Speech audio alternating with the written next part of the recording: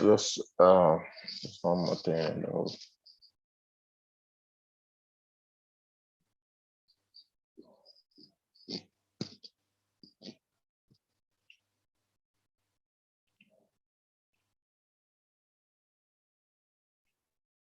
I need to share my video.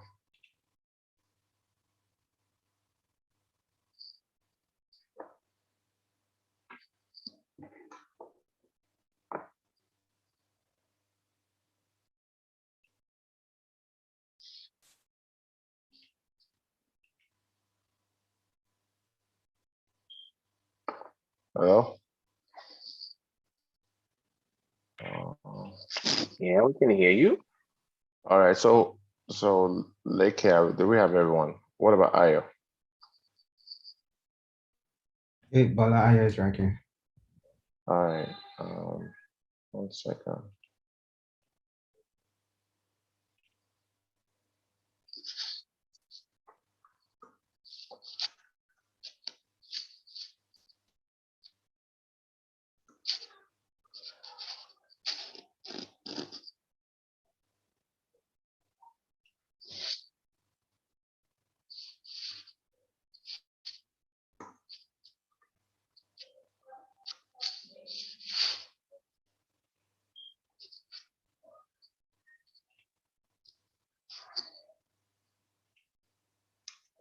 Welcome everyone.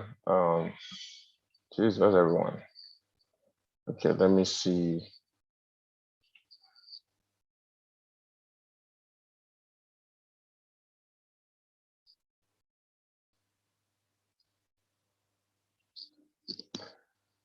Just a quick background. Thanks to everyone that's joined. Hopefully we'll get some more people joined shortly. Just a quick background.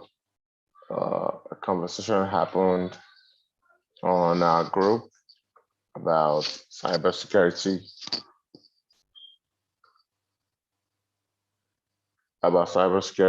And then it led up to asking that what plans do startups have?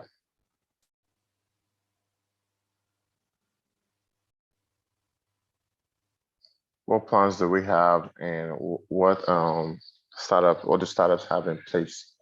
And then specifically with fintechs, what do fintechs have in play?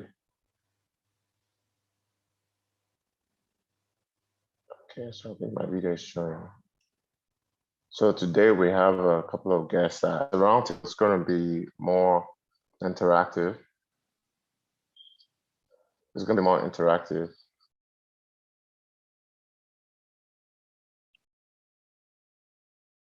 So it's going to be more interactive, and we'll get input from Leke, Ayo, and if our third guest comes, and then we can go from there. So, but for now, maybe we can have. Please mute if you join. Please mute. So we have Leke and Ayo. Both of you can give a background. Give your background. What do you do in this space? Just maybe just walk us through a little bit, and then what are you passionate about as regards to cybersecurity? Then we can take it from there, ask some questions, and then open up for the group to ask questions. So, Leke, do you want to kick us off? Yeah, thanks, Bola. So this is Leke Oluwatosin here. I'm a cybersecurity enthusiast, stroke practitioner. So I've been in the field for like 13 years. from network infrastructure, security, cybersecurity, offensive and defensive security as well, including some cyber operation breaking into things, and then something along those lines. So, and I have passion for that because more often than not, a lot of people neglect the security part and focus too much on what we have and not how we secure it. So, and over the course of many years in my career, I've seen that happen where we don't pay attention to the most important thing because we feel it doesn't matter or feel it costs a lot of money. So that aside, my academic background is also in cybersecurity, bachelor's and master's in cybersecurity, and I've been doing that for quite some time now. So, and I'm here to talk about how we neglect security, especially for fintechs, with the focus on African startups specifically. That's about myself, Good. and as we go down as we go on, we will get to know more about me. Thanks. Very good. I think so that the video can look better, the speakers, if you don't mind, to share your video. I think that will help, or maybe not. Or maybe not. Well, so Ayo, please take it away. All right. Thanks for having me, Leke. Thanks for having me, Paula. My name is Ayobami Rusi. I currently work as a cybersecurity consultant, helping Fortune 100, Fortune 500 companies secure their cloud environment. My focus is primarily on cloud security, and I work across various verticals like finance and healthcare and the airline industry. So I've been in the IT space for about a decade now, and my background is pretty similar to that of Leke. Started out in, networking and network engineering and infrastructure management, and worked my way up to where I find myself with a focus on cloud security right now. AWS is my specialty. So, and I'm here to just, contribute and give my thoughts on whatever issues we bring up. I don't see him playing. I'm not a doctor, Dr. So John. please mute. Yeah, you feel. All right, so let's just start. Maybe we can start from, and Leke, maybe I can start with you here. One of the reasons again why we did this was, established companies, a lot of Fortune 500, Fortune 100 companies across the globe. You see that they have security units, security departments, and everything. You have even chief security officers and all of that. But when we look at startups, obviously startups, they start from nothing, then they grow to become whatever they become. And so that growth phase is very critical. That's when you start to put things in place. That's when you start to put a lot of your units in place, accounting, HR, the core parts of your business, including security. You start to maybe think about it. But oftentimes you see that maybe not everybody sees it as highly necessary or critical to do it early. And then if you now drill down a little bit down to startups, to fintechs, especially take Nigeria, and where you look at all this fintechs becoming unicorn, getting funded with millions of dollars, hundreds of millions of dollars, and they're growing. And as they grow, one of the things they do is they have people's data and information.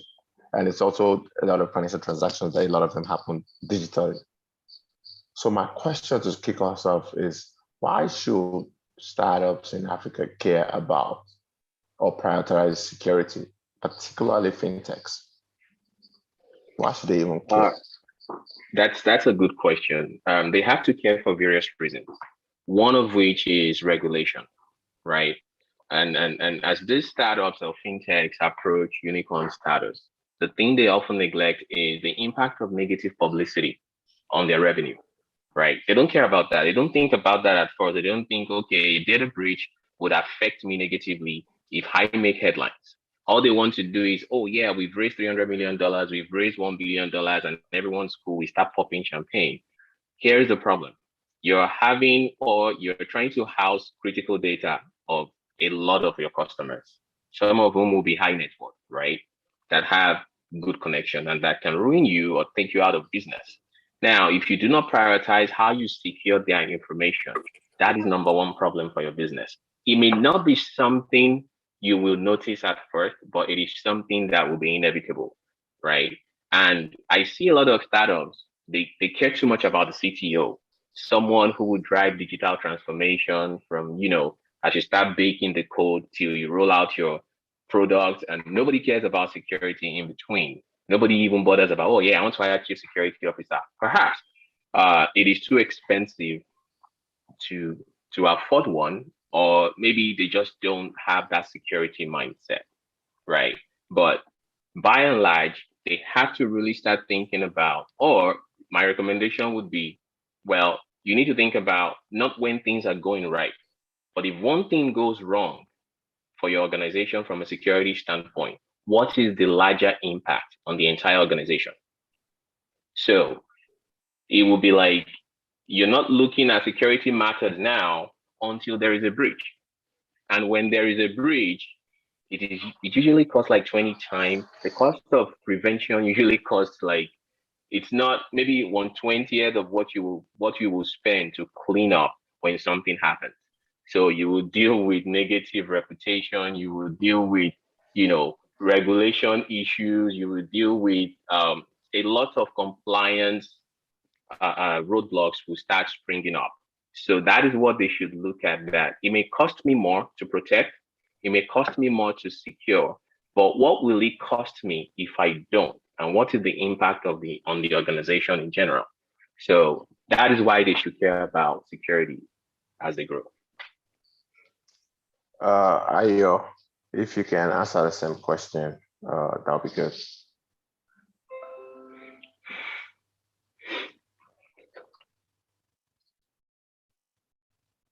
Ayo, can you hear me?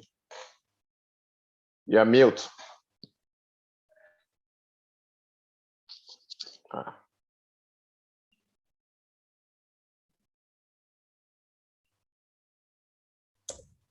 Hello, can you hear me now? Yeah, we can hear you. Okay, sorry, I had issues with my computer. I couldn't find my mouse pointer. But yeah, like I touched on, most of the concerns regarding risks associated with, a lack of focus on security. And yeah, just like to add to that, startups don't have, obviously, starting out, don't have the type of they don't have the type of financial, prowess that enterprises have in terms of setting up security teams and, leveraging advanced security infrastructure to protect their applications or their infrastructure. But I believe I personally, I think security is a mindset. And it should be something that should be ingrained in the culture of, development and in the culture of, releasing products, right? And if that approach is taken, creative ways can be leveraged to achieve pretty similar results in terms of securing infrastructure, in terms of securing products. And it's just, having that mindset, having that approach in your architecture, in your release program, in your development practice, right? There are open source tools that can help with achieving some of these objectives when it comes to security. It's just having that level of awareness and having it baked into your culture. Examples include, just off the top of my head, I believe most startups leverage cloud service providers just to achieve, the speed of development and some level of agility in rolling out products. Most of those cloud service providers have security services that can be leveraged natively. And if they're well informed, they could design applications and design solutions in a way that, it's secure for starts. So yes, cost is an issue, which is primarily, what your initial question was about. But there are creative ways to achieve the same set of objectives without breaking the bank, you know what I mean? Thank you. I see the notion of cost come up quite a bit. So maybe Leke, you can piggyback on that and kind of talk on the whole cost thing, because like I think that's been mentioned, is mostly probably cost is one of the things that people just thump their nose at. But you mentioned that the cost of fixing is going to be way expensive than whatever it is you have to spend. Now, in that line, if you can just touch on cost, and maybe also if you've thought of some solutions or some alternatives, so to speak, where I know I talked about cloud, but if you can just dig deep into maybe possibly there are ways where we can even creatively find lower costing methods or remedies, or however you think Well, it should be. let me start by saying there is no shortcut to security. There is no creative ways. There is no, how will I put it? Don't try to look for shortcut in security, right? Security is security. You have to secure the data. That is the most important thing. Now, on the issue of cost, let me paint a scenario, right? You have the data of everybody, all of us, we operate bank accounts, right? Our data is with GTB or Bank of America or Wells Fargo or Zenith. Think about it. If Zenith gets hacked today and all our data gets stolen on, sold to somebody in the black market, what is the impact on you and I in a Nigerian context? Somebody has my address, my bank account, the balance, and things like that, right? I can call my lawyer up and say, I want to sue Zenith for this. Imagine the number of customers that will slam Zenith Bank with lawsuits if that data gets stolen. And how many people will they settle? They have to still settle with the financial regulators in Nigeria for not protecting the data of their customers. And they have to still settle with the customers themselves. So that is one of the costs we are talking about. And in addition to that as well, they will lose revenue, because now many people that have accounts with them will start going to somewhere else, taking their money somewhere else. Think about the monthly charges they place on your account, and you have hundreds of thousands of your customers running from Zenith back to GTB or Union Bank or First Bank.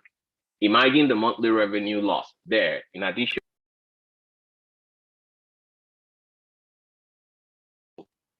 now that is one cost on one side. The other one is the operating cost. So how much will it cost you to hire somebody who will continue to maintain your security infrastructure and give you advice to make sure that everything is fine, right? And more often than not, a lot of these guys always think that because nothing has happened, it means that it won't happen.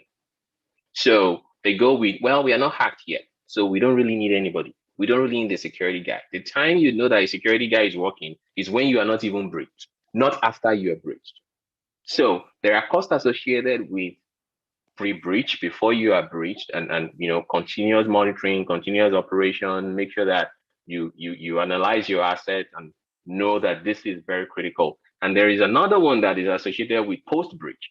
That one is enormous. Can right? you dig into some of those types of costs? That you Well, just give us. the startup cost is just, the security engineer or the security operations analyst and the infrastructure you will set up depending on the architecture. So I don't want to go too technical here, because I don't think all of us are technical to that point. But I mean, you have to set up your security operation and security monitoring. You monitor everything that goes in and out of your environment and make sure you catch threats, so to speak, and also scan for vulnerabilities. That are there weaknesses in some of these things that we are building? Are there weaknesses in our infrastructure? Like Ayo mentioned that he does cloud security. I do too.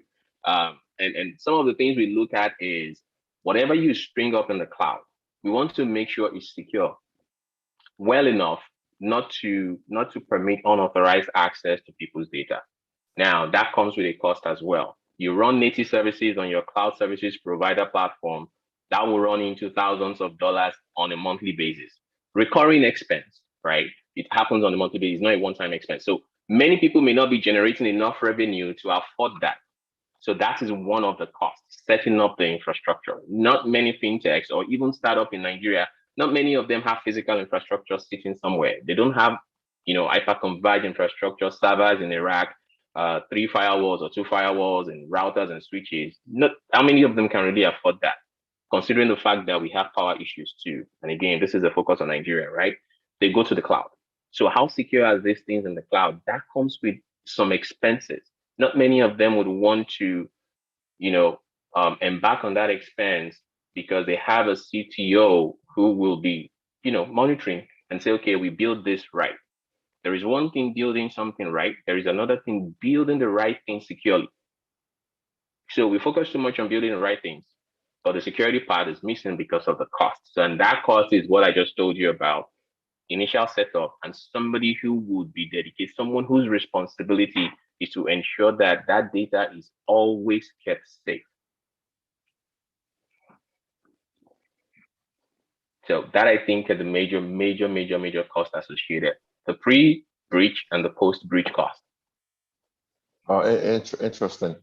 I don't know if you wanted to add to it, but if you don't, maybe you can walk us through a scenario. Let's kind of get a little bit practical on maybe an incident you've been a part of or closely were close to or happened around you, and kind of just walk us through the type of damage that possibly could happen, and sort of the steps that were taken afterwards. Just kind of give us a big picture. I know we're speaking a lot of this sort of, I like to say grammar, but like how bad can this get?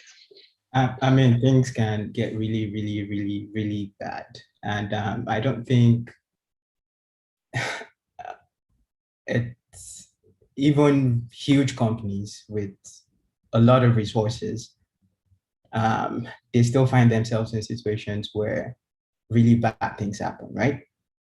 So it's not a risk that is limited to folks who don't have resources. It's a risk that I've seen play out in huge enterprises. One that comes to mind is the Capital One breach that happened like a year or two ago. Yes. Where there was a leak of data from an object storage in the cloud, specifically AWS. It was an S3 bucket that got leaked. And without going into the technical details of how that happened, it goes to show how, resources alone and having people alone wouldn't, necessarily protect you from such outcomes in some instances, although it does help. But yeah, that's just one of those cases that comes to mind right away. The Capital One data breach, and the parties involved made it even more interesting because I think there was an ex-AWS employee involved in the process of the breach too, and that borders on things around insider threat and those type of concerns that exist when you have really critical infrastructure in place. So yeah, but one thing I just wanted to add to our thought process while discussing this as it relates to startups is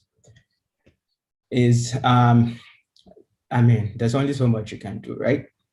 So I believe to help startups with the level of resources and with the level of expertise when it comes to these issues, like when assessing these issues, a mindset of risk should be at the forefront, like weighing what could potentially go wrong and what damage could come out of it versus, okay, what costs you're going to put in place. And I believe this is the type of business decisions that large enterprises have to make and startups also have to make. So yeah, a risk-based approach to securing infrastructure, to securing resources should be forefront to these concerns. And it takes someone who understands risks. It takes someone who understands the business. It takes someone who understands the deliverables or the outcomes from what you're trying to set up to be able to make really, really informed decisions around how to secure, what level of security to have, and all those details. So yeah.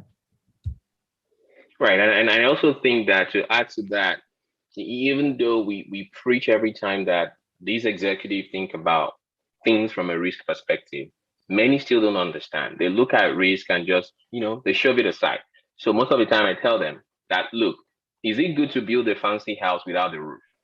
You didn't put a roof on your house just because it will rain. It's because what if it rains?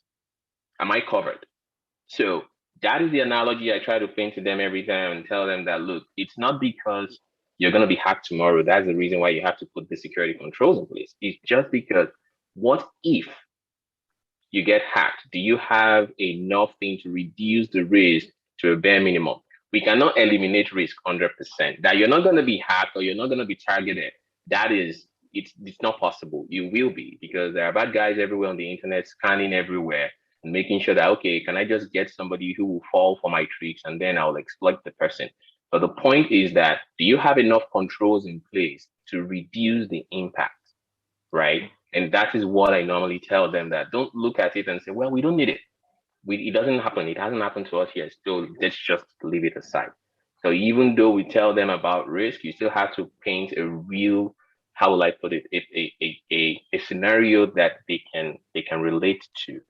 So a personal scenario that they will be able to relate to and say, oh, okay, maybe we should start thinking about what we will lose if we don't do this, not what we will gain if we don't do it.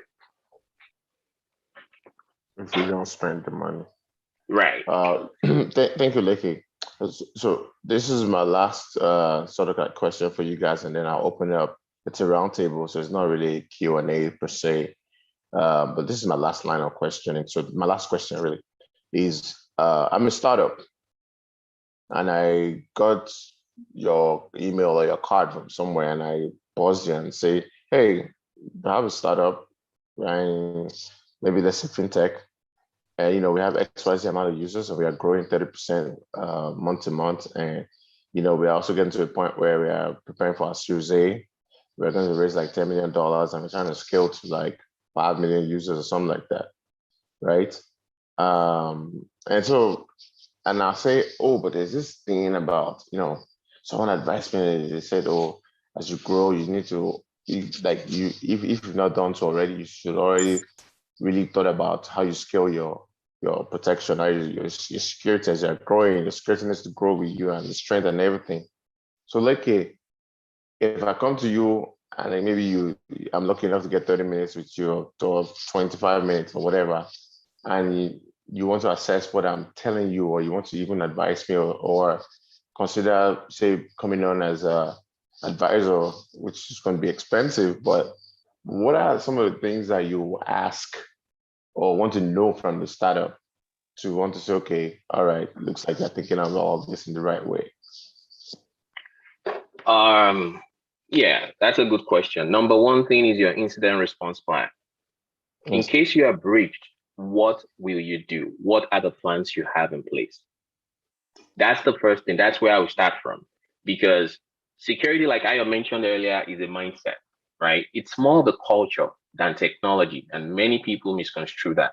It's more of a culture. I want to know what is the mindset of the entire organization, starting from the C-level executive. What is their mindset towards security? So tell me exactly what you will do, Mr. President or CEO Bola, if the data of your customer or your investors get leaked online. What will you do? What will be your first step? That is always my first question. That's how I ask. And guess what? 75% just don't know how to start, because they don't even have a plan in the first place, because they never thought, or they don't even think about security. So if you don't think about security, how will you think about if you were hacked? What will be your response? So we start from there and start talking about security policy for the entire organization, what everybody should be thinking about, educating them on security awareness, and say you should be aware and not fall for X, Y, and Z. Don't fall for A, B, and C. When we go through that policy and, standards and policy, and we walk through the incident response, then we start talking about what teams do you have that can handle this different part of security.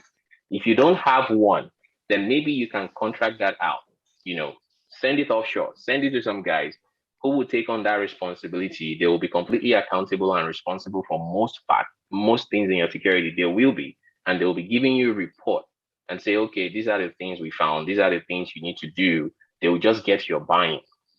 So that is how I will approach it. And that is how I've always done when I engage some executive and talk to them about security. That's the first thing I ask them. What is your plan if you are breached? What do you have in mind? How will you start? Many don't even have a clue. And that is where you step in and start telling them what they need to do, from having a policy, then having team. There is one thing is to have the team. Another thing is to have policies that the team will follow. If you don't have policy and you have technical teams, everybody will do anyhow and nothing will get secure. So everything has to start from policy, from the C-level executive down to the guys that are really doing the technical hands-on. Thank you, Leke. So now, Ayo, I don't have the policy. Help me now. I mean, yeah, that's literally a question. I don't have the policy. So how are you going to help me now? So what are we going to do? That's a huge topic, and that's something in the purview of folks who handle, things around governance, risk, and compliance, right? There's a whole huge branch of security whose focus is pretty much on that. But before I move on to that question, or before I give my thought on that question, I just wanted to add a little bit of color, or a little bit of input to the question you posed to Leke, which was around what do you do like as an executive, right? In addition to all that Leke said, I think even more fundamentally, some question that needs to be asked is, are you aware of the boundary within which your resources exist? Like, do you know what you need to secure? Are you aware of, the risks involved in securing this infrastructure or securing this application or this service, if you know what I mean, right? So that level of awareness of what is within your control, I think, is also quite fundamental to, coming to an understanding of what your what your security posture is in general, and an understanding of, what risks are within your control and what risks are outside of your control. And I'll give you an example, even with this fintech discussions that we're having, right? Like, so let's say some group of guys get creative and they want to, start up a fintech company. What are the common things that, are concerns for a startup like that? Know your customer type activities, right? Things like payment processing. Those are services that if the startup or the company were going to take it on by themselves, they would have to deal with a huge amount of risk. But there are quite a number of services that exist that have APIs published that, startups can interact with. So like KYC type, services where you just get the data from your startup, your fintech customers, pass it on to the KYC company. That way, you're not holding data in your own environment. That risk has been transferred, so to speak, to that third-party service. So payment processing as part of your, functional requirements for your solution, right? So we've got the likes of Stripe, Flutterwave, and the rest of them who their job is to process payments. Now, if I, as a startup,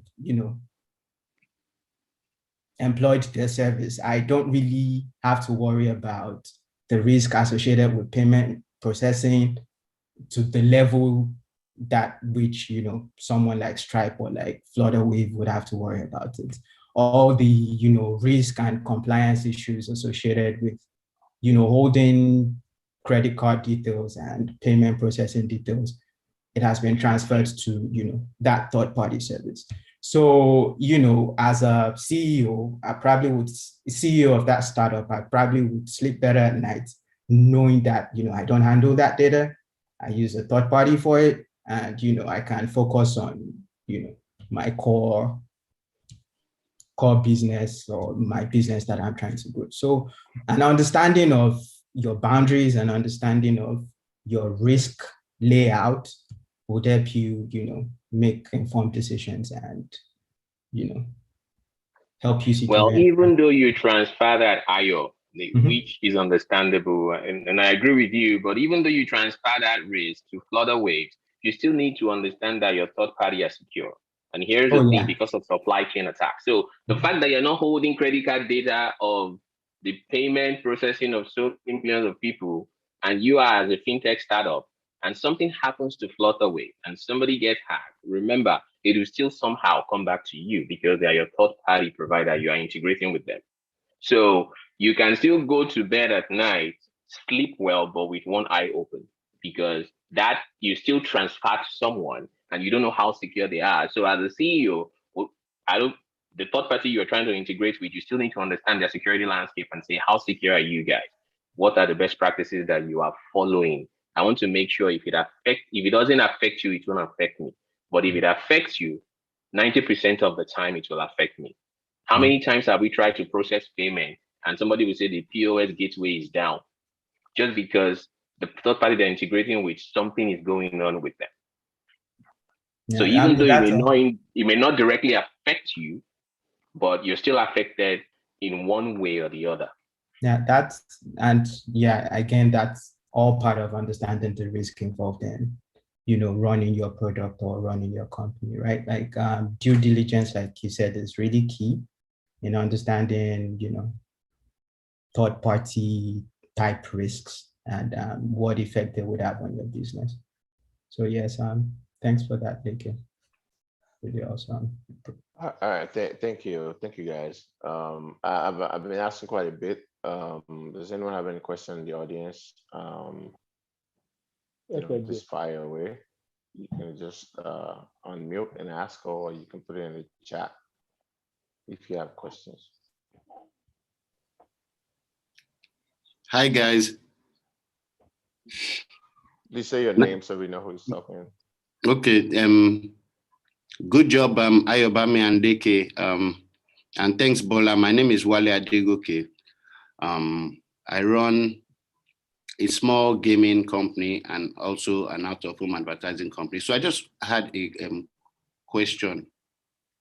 In your experience, because I've been running websites, at least for my companies, but I've never been hacked or anything like this. So, I don't know what are the odds. If you could just give me an idea of like the odds of somebody getting hacked, because I've never been hacked. So that's just my question. I guess one challenge. Well, I was going to say if Leke will answer that, because I wanted Leke to say, do I prefer the answer? How easy is it to hack someone? Let me say, Mr. Wale, thanks for that question. The fact that someone has not reached out to you to tell you they have your data does not mean you have not been hacked. Exactly. So let us get that square. The fact that somebody hasn't reached out to you doesn't mean you haven't been hacked, right? And you have to think about, it's not until I Leke, you're mute. Problem with your data, we have it and we will sell it. And then you start running helter-skelter and start running up and down and say, well, maybe I've been hacked. No, it's not the case. Sometimes it depends on the industry you're operating and how targeted that industry is. Now, you're running a gaming company. To somebody like me, the first thing I would ask is, what is the importance of that data to me? How important is me getting that data? How is it? What's the value? It's different if I get health records of people. It's different if I get credit card numbers of other people. But if I'm looking at your cloud environment and I see a lot of exposed data and I scroll through there and I'm like, I only see pictures, I only see betting odds, I see all of this and I'm like, this doesn't matter to me. But I scroll through there and I'm looking at credit card numbers, not encrypted. I'm looking at date of birth, social security number or NIN or passport number and things like that are very sensitive. Then that would interest me because I know what that can do for me. So the odds that you have not been hacked yet Will I say yes or no, you have not? I can't say that. But all I know is there might be somebody out there who already have your data, but it doesn't matter to them. So you just have to take the steps and ensure How easy is it? How easy is it to hack someone? Can I answer that on here? Well, short answer, easy. Okay. I'm sorry, Leke. So thank you for that. You know, I'm not like I'm trying to play devil's advocate or anything. I do understand the need for this thing. Okay. Regardless of the fact that whether I've been hacked or not, I know that it's an imminent threat. I also know that what you said is right. I could possibly have been hacked, but then my data is not that valuable and all that. But you know, I was listening to an interview, John McAfee. He was talking about it. You know, he said that, look, 90% of hacks are social. So people give out information, you know, you actually give out your information willingly. So thinking about it that way, you know, when you're talking about this cybersecurity and all that, I don't know whether you can maybe give us some guidelines like, okay, how to behave to maybe shield ourselves. If I don't have that thousands of dollars maybe to pay, and truth be told, I don't. So yeah. Okay. So Mr. Wale, let me ask you this question. Are you somebody who goes on vacation and posts it on Facebook? I used to be that person. Okay, so you are my person of interest. You are my POI, person of interest. Because I know you are going to Maldives for a vacation and you already put it on Facebook. All I need to do is to look for your information and contact your company and just reset your password to your email somehow, some way. Because I know you are away. And when you say you are entering a plane, you cannot be reached. And somebody is calling, and these are things that have really happened. And I'm not saying people should not do all sorts of, you know, things on social media and put their personal information and everything they do, they eat and things like that. But from a security standpoint, that exposes you a lot as a CEO. And you can fall a victim of business email compromise because somebody can look at you and say, Wale Adegoke should be catching his flight from Lagos to Netherlands, 6 hours. By the time your flight takes off, somebody will be calling your company and say, you know what, I left my phone at home and I need to access my email. I can. So I'm logging into a new laptop I bought. And can you help me reset my password? My name is Wale Adegoke at kinicon.com. And if that other guy is not really security conscious, they'll just say, oh, okay, sir. Because Wale Adegoke is the Oga Patawata of them all, right? Oh, okay, sir.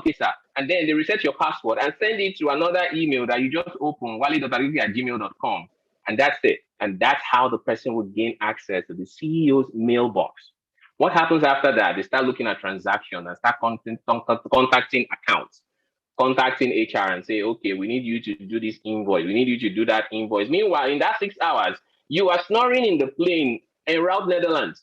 All you know what Invictus did? Invictus will be something like that. So by the time you now land in Netherlands, you would have received email or text message about some withdrawals, about some approval, because somebody impersonated you, acted on your behalf maliciously without you knowing, just because you put on social media that you are flying to Netherlands in 3 hours. So to that, you just have to be careful and be mindful of what you put out there. And we've seen people using LinkedIn now to go there and look at people's profile and create a clone, and they start having friends. How many of us have seen our own social media, even Facebook? Wura might see her own self and want to add Wura again. I've seen people impersonate my friends and say, okay, I'm like, guy, did you create another Facebook account? Say, no, that is not me. And they will add you on Facebook and start begging money, or add you on Facebook and tell you that, oh yeah, I'm stranded somewhere. Or can you send money to this account? Or can you give me your account? I want to transfer money to. And then you don't know because you just don't know. So social media, and like you said, the way John McAfee said it, that people get hacked. If you want to hack anything, just hack the people. Hack the people in the sense that do everything it takes to collect vital information from them that can hurt them down the line. They don't know. Many don't. They just feel like it's social media. Thank you so much, man. You're welcome. And I don't mean to scare you. Sorry, I don't mean to scare you. You can continue with your social media stuff. So, but paranoia needs to be switched up, apparently. No. You don't. You can still do your social media engagement, right? You can still do all of those things, but you just have to limit it. There has to be a limit. You know, nobody should come and scout through your social media and be able to create a person of interest profile and say, okay, I know Wale Adegoke. By the time he finished cooking, by the time he's finished grilling meat now, he will put it on there. So I know what he's doing at 5 p.m. So they will create a profile for you and understand the pattern and study you because you are a high profile target. You are a CEO. You are a person of interest. Gaining your credential matters to them. Because as a person of authority in an organization, if I send an email as the head of the organization, nobody will question it. It will only take courage for somebody to walk to my office and say, "Oh, God, did you send that email?" Many will act on it first before even thinking. And that is why your role as an executive, as somebody, you have to be very, very, very mindful of your social media presence and interaction. Thanks, Yeah, Leke. and, Sorry, we need to move to the next question. Please, who's Ruke? Thank you, Bola. My name is Rumek Kraga. Sorry, it's you. Okay. How are you doing, sir? I just good. wanted to thank everybody for the presentation. It was very, very insightful. I'm in energy, and cybersecurity plays a big deal in our company. I'm also an investor in a few tech startups. What I was curious about is, can you shed some insights into maybe process? And what I mean by that is, as stakeholders, you guys are the experts or the sellers of, let's call it cybersecurity as a service. But is there a global or a localized standard, something about Africa, or does African businesses, they get hacked more, hacked less, or how do you base what you charge a client? I'm sure if a client says, take all my money, you take it, but is it based on, their valuation? Is it based on their network? Is it based on how many users they have? Is it based on probability of being hacked or exposure? How do you say, for Flutterwave, I charge this much, or for Essenza.com, I'm going to charge you the silver package or the gold and platinum package? What is the process for determination? I think the complexity of infrastructure, the length of engagement would, sort of have an effect on the length of engagement, and the value of the company and the criticality of the data. Those are some factors that would pretty much go into consideration when, writing up proposals and things like that. So yeah, you touched on some of them. Leke, do you have anything to add? Length of engagement, primarily. Length of engagement, even if we come in and say, okay, somebody comes in, maybe anybody comes in and assess your environment, how long will it take us to do exactly what you want us to do?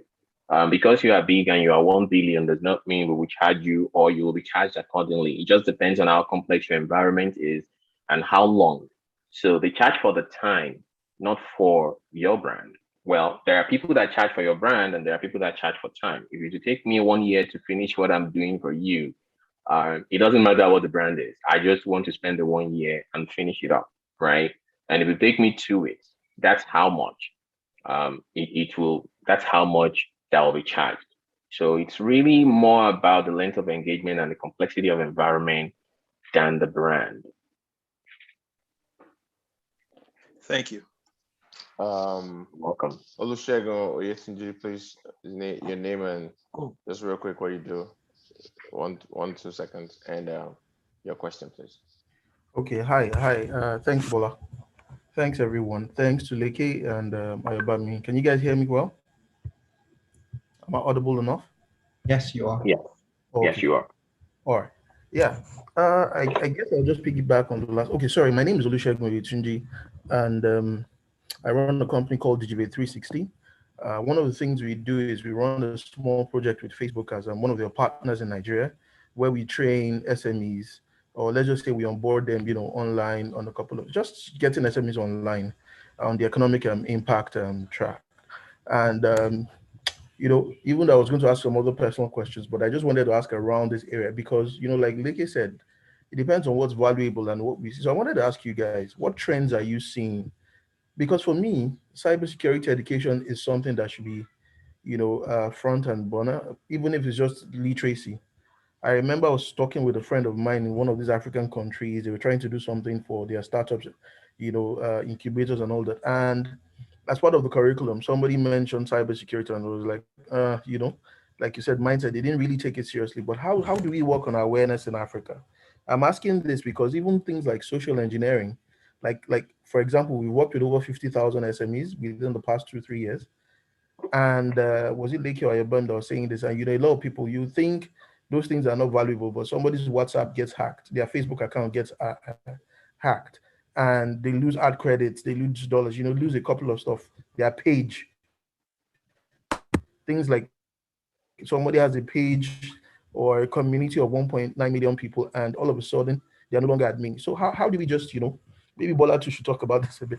How do we, come on the basic literacy part for cybersecurity and make it something that even if it's from kids primary school education and all forth. What do you guys think? Because it would be interesting to have discussions around that area. Thanks. I hope my question was clear though. Very, Ibam, very clear, Ibam. very clear. I don't know. Ibam, do you want to take it first or like it? I mean, I can just go ahead and Let just Ayo, basically let Ayo take it. yeah, I'll just go ahead and basically reiterate what you said, that there needs to be a heightened level of awareness when it comes to cybersecurity.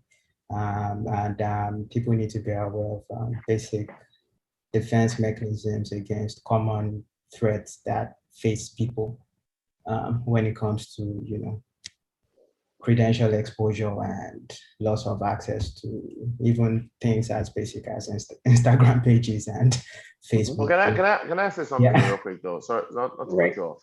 Okay. Like, both of you guys are investors. You invested in startups. Mhm. When you get a deck, right? And I know Leke does this just by putting this up because after you tell Leke everything, you tell them they're like, "How secure is this?" Like that's the first thing he says. Like, Mhm. how secure is this? But I don't think too many investors will ask that. And they get excited, all these fintechs show them decks and say, oh, then YC, even YC doesn't ask them this. I don't think so. Y Combinator, for anyone thinking. So my question is, because the awareness level that we need to get to is not even from lower level or anything, off the top Mhm. itself. People will say, oh, your team matters to me. Oh, how are you going to make money? Oh, they ask for all this stuff, but they never ask for that one thing that can literally end the startup. Like a bad data breach can, if a startup is not funded, that to defend itself, to get help and everything, can literally end them. Mhm. And Mhm. nobody really asked that. I don't know what you guys think about that.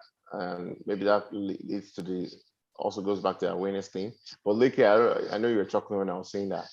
Yeah. Is it just Yeah. that security just means like if you buy a house now, like in Nigeria, Mhm. maybe if you're nobody thinks Megad or security is an afterthought. Everybody get security, or they'll pay for Megad, they'll pay for neighborhood security, they'll pay every single amount of money you ask them to pay. But when we Mhm. now talk about things that you clearly know they can breach your data security, people are just like, eh. Is it just that because they've spent too much money upfront already, they don't want to spend again? Or there's just something that is not connecting with people? It's still awareness. It's still awareness because as an investor, if all you care about is the bottom line, let me give you an analogy, right? If both of us want to do something back and we are motivated by one thing, let's say we want to go to Hayo's house and take his gold, and we are motivated that Hayo has a gold, we have to take the gold. We'll be motivated and jump into his house, break in and take it, and we get out. But if somebody now says, if you try to go to Ayo's house, there are like 10 dogs, you have cameras everywhere, you have police, Ayo even has a gun inside his house. that will change how you think and how you approach going into that. So many people really don't think about what could go wrong because there's so much focusing on the bottom line, especially investors. They don't care.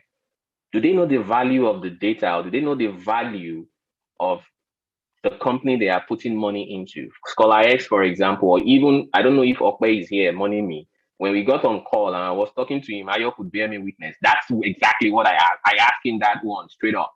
Who secures this? How secure is your cloud environment? Considering the fact that you have investors' data, you are processing payment, how do you approach security? Right?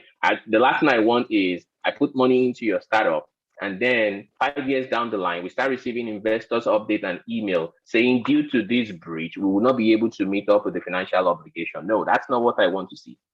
And that is why I have to do the diligence and awaken your subconscious. And I say, okay, look, are you thinking about this? Are you thinking about this? Are you thinking about this? Are you thinking about this?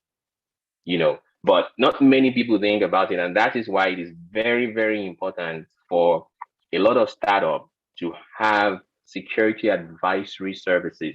They don't have to have service. If they have a body of theirs that is part of them that can just go to and say, okay, what do you think? I mean, Bola, you are here. You can say, okay, what do you think, right? You can reach out to me anytime. Or I can say, okay, hey, Leke, what do you think? Kyle, they can say, hey, Leke, what do you think?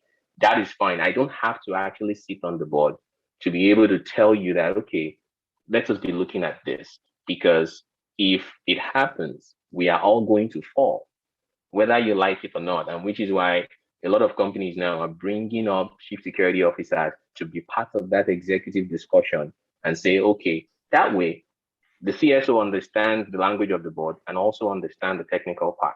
Not that you don't have a CSO representative on your board and you guys just make decision anyhow. And if you get hacked, is it that you start praying or you just take your passport and run away? Yeah, and so that education and awareness is very, very key. Yes, I do agree with you. And just to sort of like hit on what Bola was really trying to gun for was the level of awareness of security, even within VCs in general. So all these big VC firms, like if they set examples and they because they ask all these questions, they ask even ridiculous stuff, right? Even things that you're like, chill out now. But then nobody asks. Like, I don't think anybody asks. Like, I don't believe so. Do they assume that, oh, once you're on AWS that you're secure? Like, I think they assume.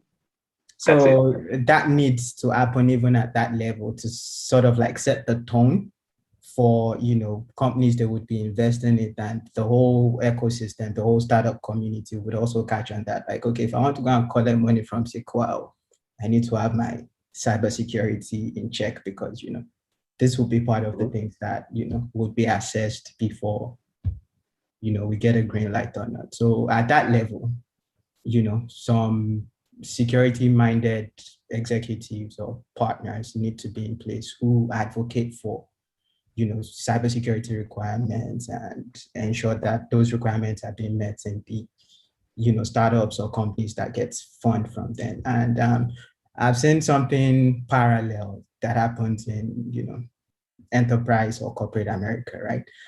You now have CISOs being moved out of under CTOs and moved out of under CFOs, and having that C-level seat to really advocate for cybersecurity requirements. And so that, those needs, that level of awareness exists at the highest level of organization. So I guess if something like that can be replicated in the VC, the startup ecosystem, it would sort of permeate through downwards through the entire, system, and people will catch on pretty well. Not every CSO wants to be part of VC though, right? Because they are busy attending to fires every time. Come again, I'm not sure. Not every CTO or CSO will be part of VC or try to do all of those things. No, I'm just drawing parallels between Enterprise America and the venture capital ecosystem, where you have like VC partners and startups and all of that. I'm saying if VCs have functional requirements for security as part of their assessment of startups, then they can set the tone for wherever they for whatever company they fund. Right? Because even in corporate America, you remember when CISOs or chief security officers were like third or second or fourth in some instances level reporting direct to, you know, the top folks. I mean, yeah. And with time, they've sort of brought them even up and up to be at that same level, so that even at the board level, there's, you know, an heightened representation, cybersecurity requirement. Yeah. All right. We're getting closer to close. Any other questions? Any other questions here? This is really good. An eye opener that I expected it would be.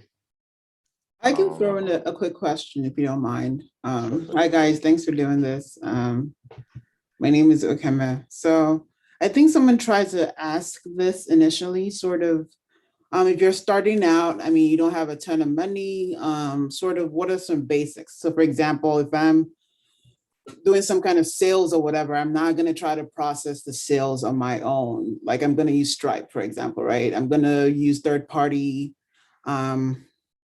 processing, or just some other ways that we could sort of start off before we sort of get to the more enterprise level sort of things. Thanks.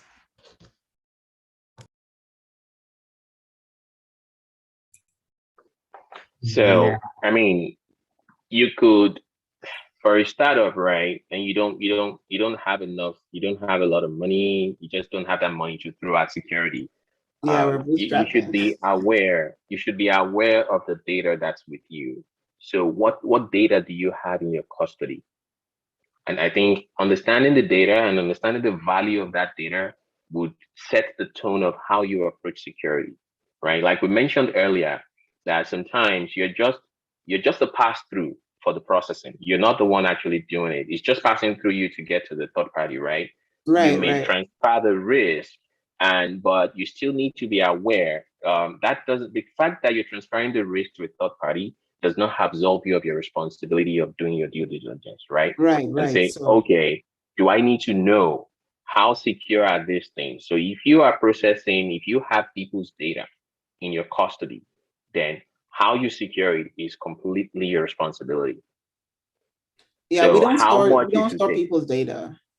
Okay, if you don't stop people's data, as long as you don't stop people's data, either payment data, health data, personally identifiable data, any form of data, as long as you don't store it, you're not the person that is ultimately responsible for the security, then you wouldn't think too much about securing the data because you don't store it. You can only secure what you store and what's within your purview and responsibility. If it doesn't, then that risk or responsibility has been shifted to whoever is processing the data and storing the data. Yes. Thank you. Yeah. You're welcome. Let me follow up on that. Leke and I. Sorry, this is Tayo Oyeshile, farmer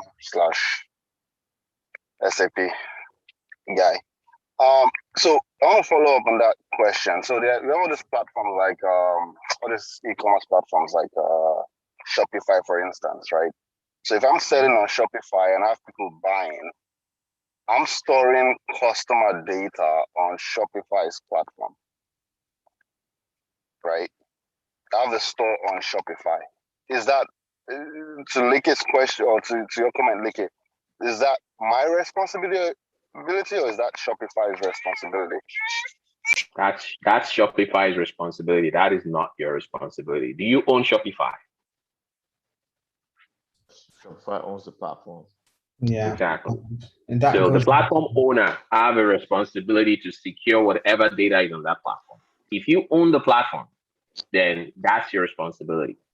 Now it's different from if you're talking about AWS or any of the cloud services platform, not the e-commerce one.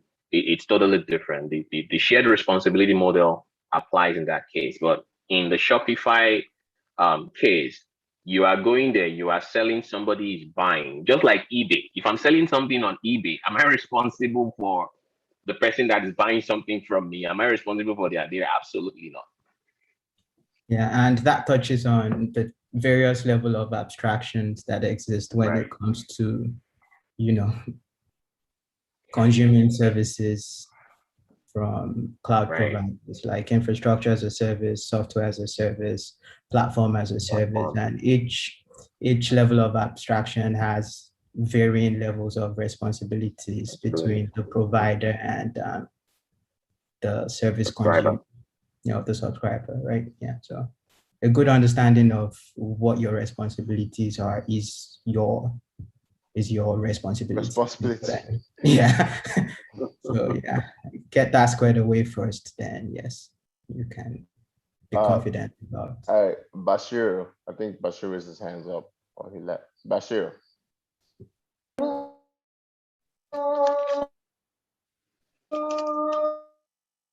Bashir, do you want to ask something real quick, or if you can't talk, do you want to type it? My name is Bashir. Fantastic thing because it's very crucial. A lot of people making such when they're building platforms. Can you hear me? Bashir, you're breaking. Yeah, we can hear you. It was breaking up, but we can hear you now. Oh, okay. They've touched on mistakes people make, or even enterprise in their security. We wanted them to touch up our scope more with payment. The payment, that's where you see a lot. Is it me or Bashir is like really breaking? It's going in and out. Bashir, Bashir, can you type your question? Can you type your question? It's going in and out. It's hard for us to hear it. I'll just read it out if you can type it. Oh, okay.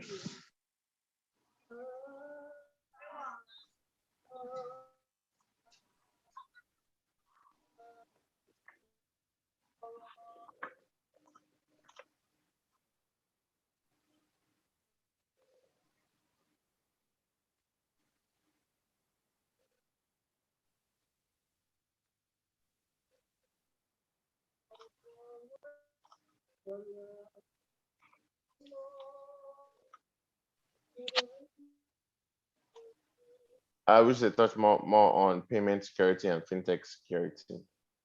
I don't know. That requires some technical understanding, and we have to target the technical folks for the if you're talking about fintech and payment security, then we have to target the technical folks, because there is no way we won't go into technical details that may be I'm trying to thread something here and not, start throwing out technical jargon. Some sort of practical walkthrough. Just okay. This is what happens from payment, from when you put your card to all the way to whoever company is in charge receives the data and everything. If you can just maybe, I'm sure, obviously details, data, the whole process is technical from when you talk about cloud and everything else. But if you want to warn me, for example, if you want to warn me online, and you say, when you do this, this is what happens. And if you can just give us kind of maybe a broad view of that and why payment security when we transact online matters. Ayo, do you want to go first? Again, like I said, this is probably a pretty huge topic, and it touches on things that ranges from risk and compliance and regulatory issues to even technical issues, technical concerns to meet those regulatory requirements. So I guess if I wanted to warn you about something, don't lose people's credit card data. Secure it properly. But then it depends on who I'm talking to. If you're not the one processing, if you don't have the expertise, if you don't have the resources to meet those requirements, just find a way to transfer that risk. And then for fintechs, if you're doing payment processing, right, and they have people's data, it's very, very important that those data are encrypted at rest and at motion. So, and this is me going into technical detail because there is no way to explain it other than data encryption, right? You encrypt data at rest, which means that you turn the data to something else that even if I steal it, it will be valueless. it will mean nothing to me because I can't see it. Somebody have encrypted it. Just like the way when you remember when WhatsApp first started, there is no end-to-end encryption. And now when you start WhatsApp, you just see something, your messages are encrypted end-to-end. Why are we all using WhatsApp? Because our messages, if I send hi to you and somebody tries to steal that message in transit, which means that it's moved from my phone to your phone, somebody tries to steal it, they won't be able to read the content of the message I sent. It will be gibberish. So that is what we mean by data encryption. Do you understand that? Just this you said alone, like I had no clue. Like this is what all of that even means. So even you just explaining in that terms alone, you've like, I'm like, oh wow. And that's why people prefer WhatsApp calls. Because if you're calling me regularly on a regular line, you can tap and start listening, right? But if you're calling on WhatsApp call, because it is encrypted end to end, you probably will be hearing like a robotic voice.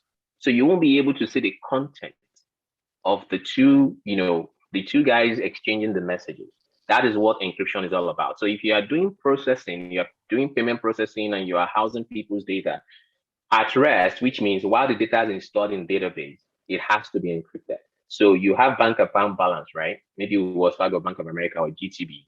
That unless you check your account through your mobile phone, if somebody tries to steal that information, they would not see that account. They will just see 100. They will just see gibberish. They will just see percent 3, 4, 5, 6, some 0, kind of jargon. exactly. Because that data has been encrypted, and in motion as well as you transmit credit card data. I'm pretty sure that PCI, Payment Card Industry Data Security Standard, PCI DSS, will mandate data encryption.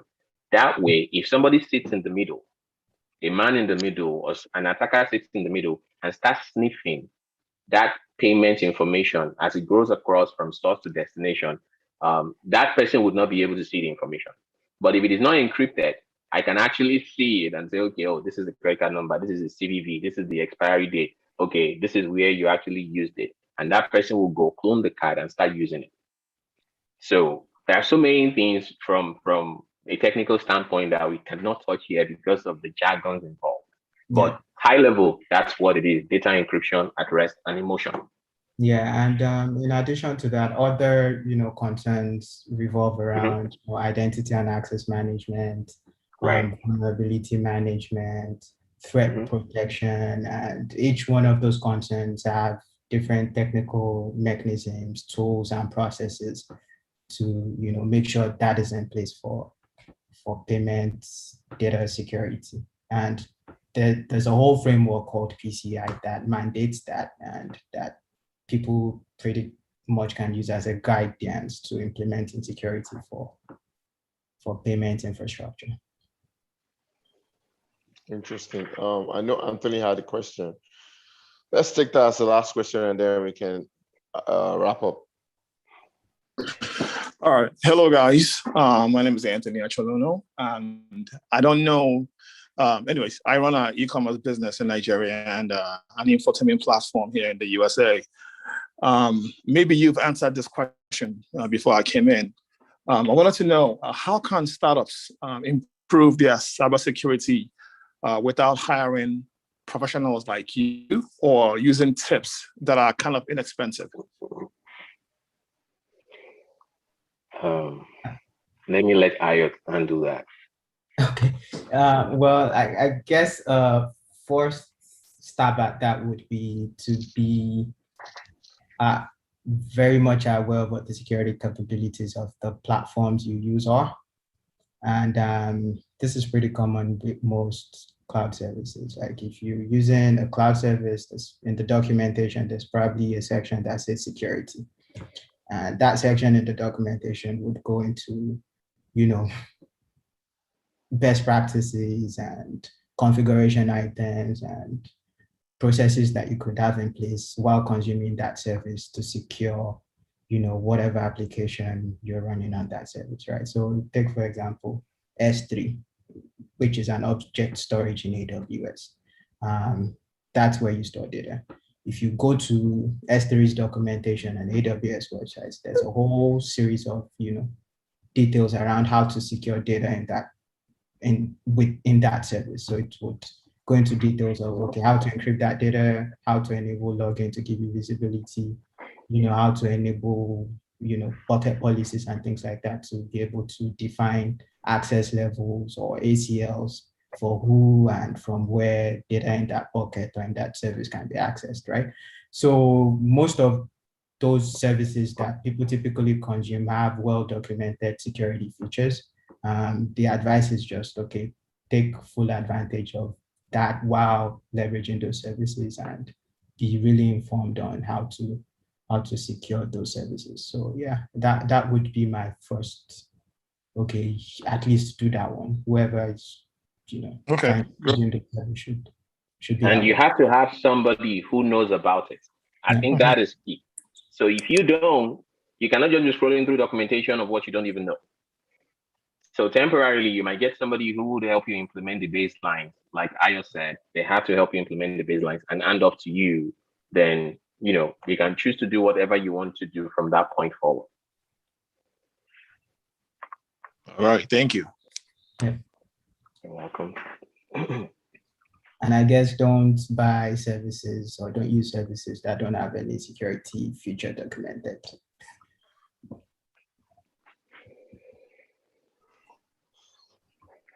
All right. I think that's Tayo just said something about last one Tayo said. So are the recent WhatsApp privacy policy rumors unfounded then? I think we misconstrue privacy and security, right? I've seen that happen a lot when people talk about privacy. So what does privacy, what does it address? How your data is being collected and used, right? So if you're talking about your privacy option, I don't know what the rumor, let me start from that. I don't know what the rumor about WhatsApp privacy these days. I don't know what the rumor is. So I don't know if Tayo can speak to that. What exactly was the rumor? Let me just I think so. It's not that recent. I mean, I would say recent in the sense that a lot of people are trying to migrate over to Telegram just based on WhatsApp has released a new feature that is reducing the security of our conversations, right? So the encryption is not really all that encrypted anymore. So let's move over to Telegram. I don't know if anyone else heard of those rumors over the last few privacy policies that WhatsApp released, but that was the context, I think, based on what I heard. I haven't read it, so I don't know who interpreted it that way, that they may release the information if authorities need it, right? Does not mean at the time of the conversation, your conversation is not encrypted. Two different things. Your conversation can be encrypted. And okay, take the this guy, San Bernardino, for example, where Apple and FBI were literally in a standoff just because they need to unlock an iPhone used by a terrorist, right? Because that's he was communicating. Exactly. So does it mean that Apple wasn't secure? Absolutely not. It's just that Apple didn't sign a contract and say, we would release this data to you because we already promised these guys that the data is secure. Why should we leave it? Why should we even release it to you? And they had to go to court for that. So I don't know what WhatsApp released, to be honest, and I haven't read it, but I have to go back to that and see. And again, it may be a little bit of misinformation, and some people will just come and hear something somewhere, amplify it and twist it around, and then just blast it out again, and then someone else eats it up and start misinterpreting and then blast it out again. But I will have to look into that. Yeah, I think maybe it might have had something to do with use of data for marketing and sharing data with other Facebook services like Instagram and Facebook. So thank you very much. I know I said we were going to close, but Wale just came back. I know you guys have been having back and forth on the group. I don't know, Wale, do you have a question for any of these guys regarding cybersecurity as relates to startups? Like what worries you? Okay, so I asked this one question that investors will ask all kinds of silly things. Who's your team? Or not that silly, but they will ask all of this stuff, but they really never ask about how secure the platform is or the solution is and everything. They give them all this money. And then what happens God forbid, one of these startups get breached and everything goes to dust. So my question is, you're an investor, you're also a security professional or our cloud professional. I misspoke. How do you look at security? How important is it to you? And you have any questions for these guys? Yeah, thank you, Bola. I wasn't gonna say anything because they're not talking about money. But I see how passionate Leke is taking this. So, and given the nature of what I do, 9 to 5, I know how important security is. In fact, one of the major headaches we have in selling cloud products is security, data security. And I know Leke knows what I'm talking about because you see customers asking you, you guys say you're AWS, you're the largest, you're safe. What happened to Capital One? That is I don't know if anyone is tracking, but so what happened at Capital One, I think it was 2000 is it 2018? I can't even remember the date again. What happened was there was this lady who used to be an employee of AWS, right? Mm-hmm. She left the company and now does consulting. Then she got on Capital One site and saw a security opening, right? Which you wouldn't know except you're somebody like Leke, and those people that do bad things. Leke, I'm not I'm not Rossi. But do it at your own peril. That's your own. There's something called ethical hacking, right? So she saw an opening and she took it. She took it, messed up their data, and then Capital One came back to us, trying to put it on AWS. And when it comes to data security, every cloud provider have something we call shared responsibility, right? It means, security of your data is your responsibility as a customer, but the security of the platform is the cloud provider's responsibility. And that was what we explained to them. We told them, and in their case, it's not even their data was breached, not because they are on AWS. It was breached because there was a patch that they didn't take care of. So even if they were on Microsoft or any other, or Google or Alibaba cloud platform, it could still have happened, right? So I think data security is very, very important. And I love the angle Leke took in answering the last question about the drama between Apple and the FBI. That was a very interesting case, and that's one of the reasons why, because most people have been wondering how come Apple has over $1 trillion in cash. That is what is working for them, because they have customer loyalty forever. Like, people trust them. I mean, for you to be dragging with FBI, your shit must be tight. You're right. 100%. They don't play fair. I mean, I've worked in security. I see they have all of your life open before you. So if they want something from you, they already have something that they can use against you, right? So for Apple not to back down, it means it. I mean, it was very sure for them. And Apple is doing the same thing, even with Facebook. Looking at the drama unfolding with data tracking, because they were really pissed with Facebook as regards the political issue in 2016 election. So that's why Apple remains one of the most respected IT companies in the world. Many of us look at them like with a lot of respect, because data security is very, very key. And I was part of a clubhouse room, I think something like 3 months ago, where some guy was just spewing a lot of misinformation. And a lot of people were really taking it up, right? They were like drinking it, and I tried convincing them without letting them know I work with AWS, right? Because they were saying a lot of crap. Yeah, and if they know I work with AWS, they would think that's why I'm being biased, right? The guy was saying something like, AWS can say your data, that's why they're coming to South Africa. They should be careful. You should be careful before you jump on their cloud. I was just like, what's this guy? I mean, it's going to be irresponsible of any IT company to even do that. And you have contracts that are bind them, like Leke knows. if you're a customer on any cloud service, like, yes, we have access to it, but we don't go through your data, because most of, okay, let me give you an instance, like the case of after the January 6th madness by the Trump fans, we AWS pulled what's the name of that crazy person there? Parler. Yeah, we pulled them out. Like, and then some people started raising, okay, is that not a data breach issue? How did we even know what was going through? Our response was simple.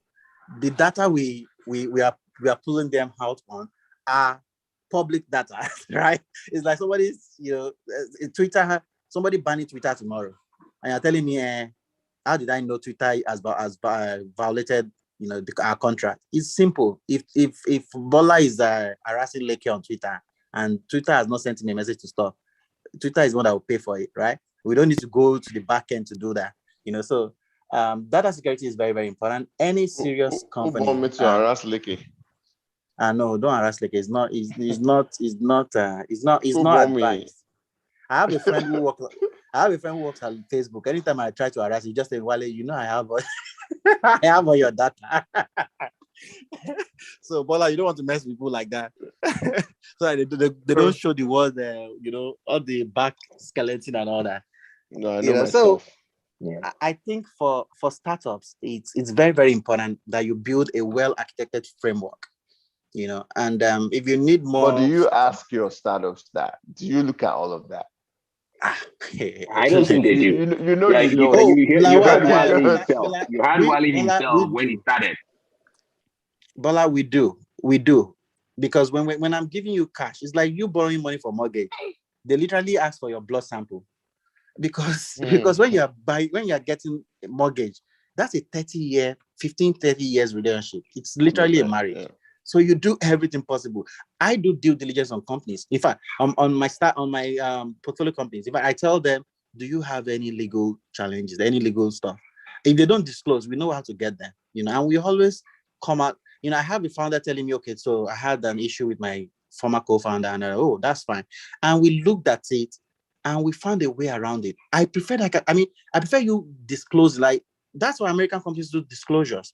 But I think in Africa, we are still learning the rope. And that's why we need this kind of conversation to really push the message more. There's nothing wrong in the mistakes you've made in the past. Because if you talk to a professional, there are ways you can always control, you can always control and correct them. So for startups founders who, it's not too late to take that step. That's the point I'm trying to make. Hire a consultant, talk to people like Leke. Don't come and talk to me because I will charge you higher. I talk to some people like Leke, they will help you find a way around it, because data security is very, very key. When you lose your customers' trust, you have lost everything. And I think that is where I round up. Period. That's it. That's all about it. Long and short, you lose customers' trust, reputational damage, you're out of business. All right. I think we're at this juncture. I don't know if any of you guys, if Ayo or Leke has a pattern short. If not, thank you guys so much. Really appreciate your time. Do not give out too much information about yourself on social media, please. Yeah, if you go and check Leke's LinkedIn, we still don't know where he works, but we know because quite frankly, yeah, you really don't need to know where I work, right? Because we've seen impersonation. Because you've already started building someone's profile based off of that. Yeah, it's very important. You need to limit what you push out there. Right, because someone would know where you work. Now, I know that you work with, let's say I know that you work with Intel Corporation. All I need to do is go to Intel's website, look at their email format. I already know that Wale Adegoke works with Intel, and I look at somebody's email format in Intel, his first name, last name at Intel.com. All I need to do is start spamming you and start phishing you. Then the next thing is capture you. Even know you one-on-one and start striking conversation with you, something that interests you. And all of a sudden, I'll just spam you with email and you accidentally click a link and that's it. You're compromised, period. Yep. So that's why it's very important. Yeah, to piggyback on that, I have to tell a company I serve on the board of too, they used to have my middle name and I'm just like, guy, you don't even want people to do any research on me again. I have to tell them to take it out, as in you have to protect your privacy as much as possible. Because like Leke rightly said, it's impersonation is real. Currently, I have a friend whom people over 20 people have tried. They will create WhatsApp group, use our pictures, they will create Instagram accounts. This is somebody that manages like over $15 million for people, right? So everybody wants to take their shots. And guess what? Exactly. People are falling for it. Some people are already, in fact, let me even say, okay, I've not said the name of the person, right? So the worst one that we even found out like last month was somebody went as far as going to GT Bank to open an account in her name. And GT allowed it. Guess what? We are suing GT. They will be the ones to pay for it. Because and luckily for us, the name is patented. So I mean, all sort of craziness happen online. So one has to be really, really be careful.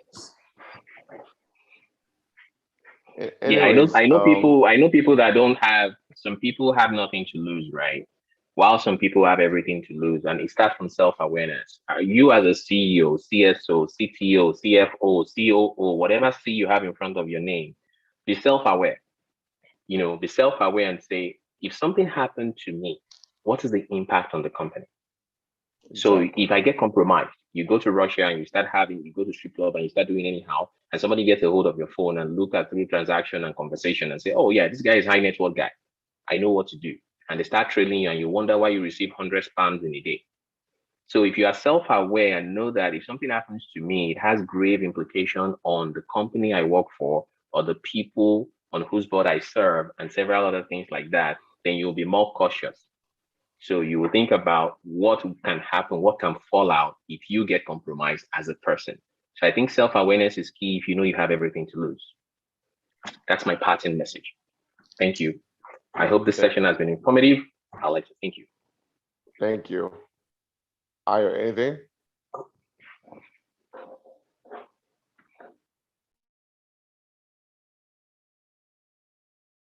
You are on mute, Ayo. I am mute. We can't hear you. You are on mute, Ayo. Yeah, okay. Fixed it.